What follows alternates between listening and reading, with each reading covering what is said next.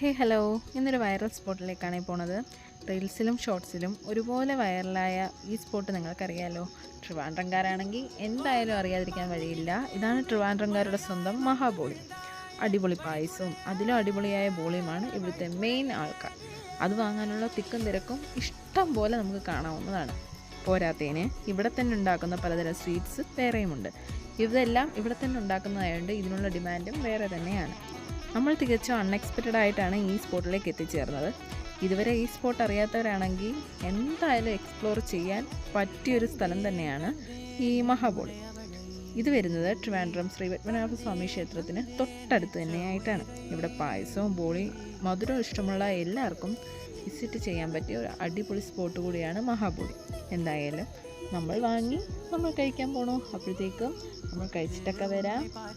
Next വീഡിയോയിൽ കാണുന്നവരെ bye bye.